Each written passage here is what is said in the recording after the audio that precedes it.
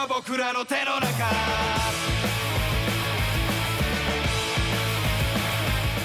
Let's not bother with an intro this time and just get right to it. We're set up with a strikingly simple premise. Kaiji is a down-on-his-luck bum, gambling away his time and slicing tires as a kind of entertainment. Thanks to his friends' bad decisions, Kaiji also ends up in a lot of debt, and once the loan sharks come calling, his only chance to pay it off is through high-stakes gambling. The sharks most graciously offered to bring Kaiji on a cruise where he could wipe his slate clean with just one lucky night. Nothing suspicious about that, but left with no recourse, Kaiji takes them up on the offer, and thus begins a tumultuous roller coaster of a journey, one whose sudden highs are only tempered by its crippling lows. Kaiji, the series, not the character, is a show of conniving and trickery, psychology and bluffs, schemes upon schemes. The moment he sets foot on that cruise, Kaiji is time and again forced into all manner of games. These may be card games, dice, racing, pachinko, but each one carries the danger of extraordinary risk and the chance for extraordinary reward. It's easy to view gambling as purely a test of luck, an arena where skill and planning has no place, but the series very quickly sets out to prove this wrong. Every game Kaiji enters holds very clearly defined rules and boundaries, and he attempts to approach each one with a very rational methodology, basing his decisions primarily on benefits and logic, as long as he doesn't cross any ethical boundaries. In short, Kaiji's a smart guy, and that's part of the fun of the series. He'll try to read his opponents, try to play the long con, try to do everything he can to set himself up for victory, because in his own words, you can't depend on luck to give you a big win. But despite those words, this is gambling. Luck must play a role. The best laid plans can be shot down by random chance. If you're dealt a bad hand and your opponent a great one, there's only so much you can actually do. And it is this unpredictable nature that does a fantastic job of keeping the tension tight at all times, because Kaiji's victory is absolutely never assured. I mean, it kind of is, because it's fiction and there are certain immutable rules of storytelling, but that's unimportant. The great shows like this manage to keep you guessing anyway, because just when you think surely this terrible thing can't happen, it makes it happen, and we keep going further and further down the rabbit hole. The show really hits every beat of the gambling playbook. It acknowledges, for instance, that the opponents may be just as much of a challenge as Lady Luck. No one's going to roll over and let Kaiji march over them. Every other player has their own tactics and strategy, and while some may be easy to psychologically analyze and counter, others may come out of nowhere. It often forces the characters to choose between short-term impulse and potential long-term gain,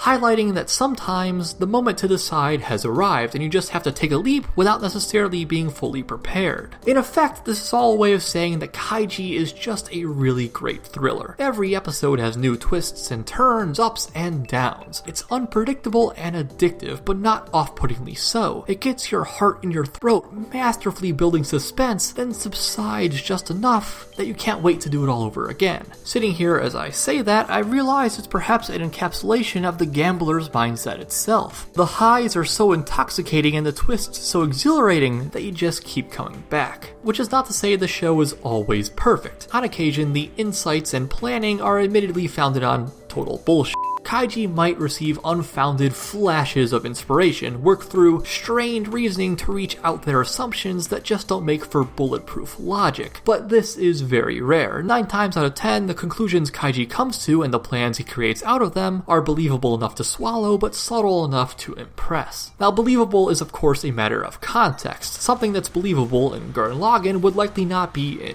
Monster. With Kaiji, the show has this view of reality that's certainly over the top, but grounded just enough that it discourages characters pulling things out of their ass. It's rarely the plans themselves that are over the top, but more so the situations and general attitude. This is the kind of show where the narrator will say after a loss, with a straight face or straight tone of voice, they won nothing. What they gained was only despair. So it knows it's over the top, and it's kinda tongue-in-cheek about it. Similarly, the show is not much one for moral ambiguity. The characters are pretty cleanly split into good guys and bad guys, but that's perfectly alright. It's a perfect fit for the eclectic, dramatic essence of the story. But interestingly enough, simply being over the top does not mean that the show is necessarily silly. If anything, it's the opposite. It's almost crushing. The series focuses on games with such high risk that loss could literally mean death. So as these situations play out, they often highlight the worst aspects of humanity. Painfully cynical, I would say. One of the biggest evils on display is also one of the simplest, that of greed. Money, the most dangerous yet sweetest of evils. The show goes out of its way to make clear how far people will go in the pursuit of greed, how foolish it can be to blindly place your faith in another, and when Kaiji himself feels the bitter sting of betrayal, God, the emotion, the rage, and the sorrow are palpable and overwhelming. We, the audience, like Kaiji, we want to believe that the world is just and that people are good. The viewer especially assumes things will work out, friends will be friends. How could Kaiji possibly not make it? But then he doesn't, because people are shit.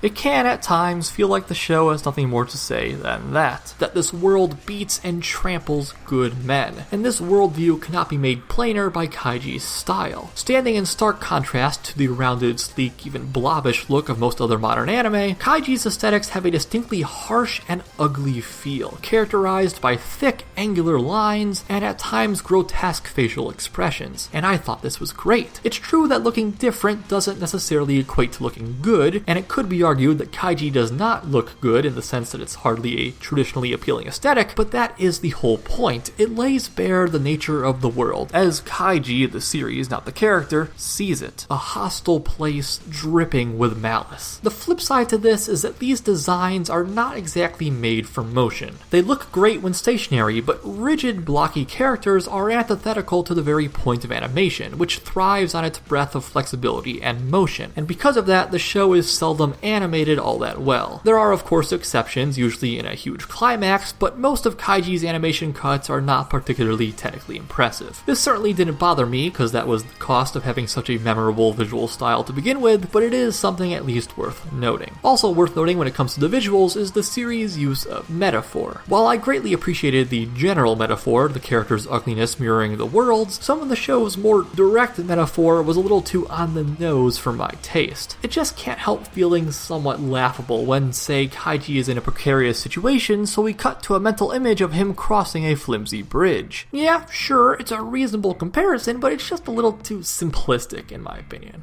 But getting back to the story, I may have left you on the impression that this series is crushingly pessimistic about people, which is not entirely wrong, but neither is it entirely right. For in the face of it all, Kaiji himself refuses to let go of his beliefs. He refuses to give in and sink to the level of the villains he faces, and he does this in spite of the pain and suffering constantly thrown at him, which is what makes Kaiji really, truly commendable. He's not a perfect human being. He can get emotional, he can get caught up in the moment. Hell, he's addicted to gambling, that much is made perfectly clear by the end of the series, but he refuses to let the world shape him into something he's not. And while he might not come out with untold riches for his commitment, I still ultimately found that part of him inspiring. And that would honestly be pretty much my entire review. An addictive roller coaster of a thriller, packed with psychology, cynicism, and all that good stuff. If I was only talking about Season 1, because while Season 2 is still very good, it begins to exacerbate some minor problems the series had always had. In particular, the final arc of the second season, which takes up approximately the entire latter half, stumbles hard in some key areas. Number 1,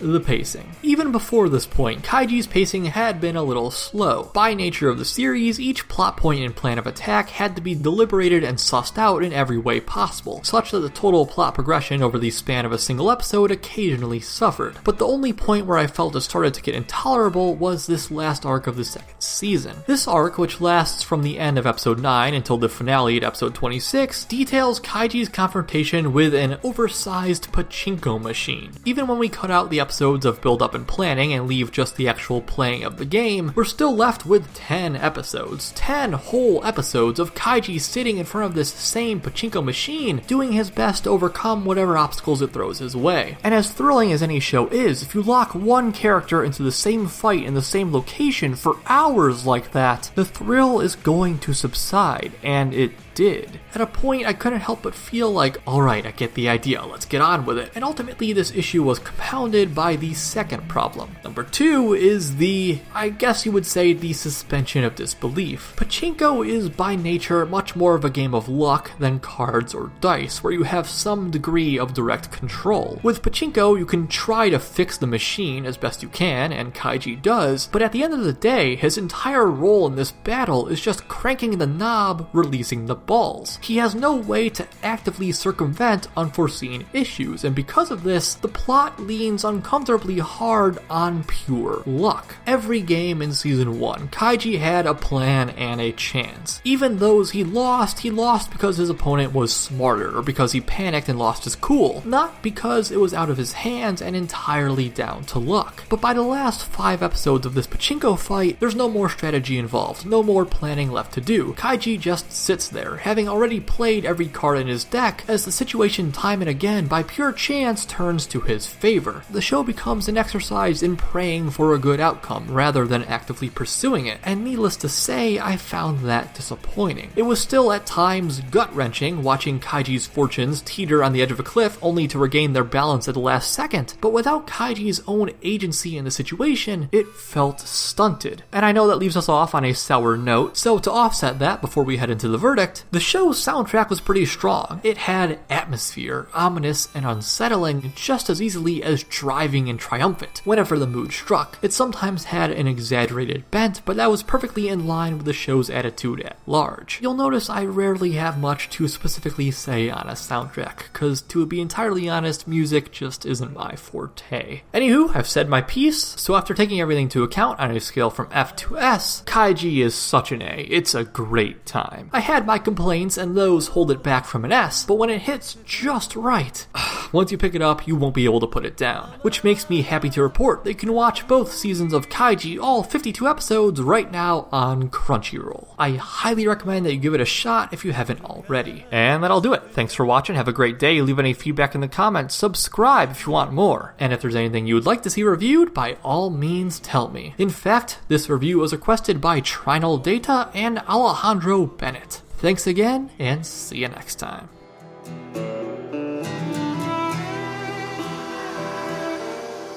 いつか見た甘い夢が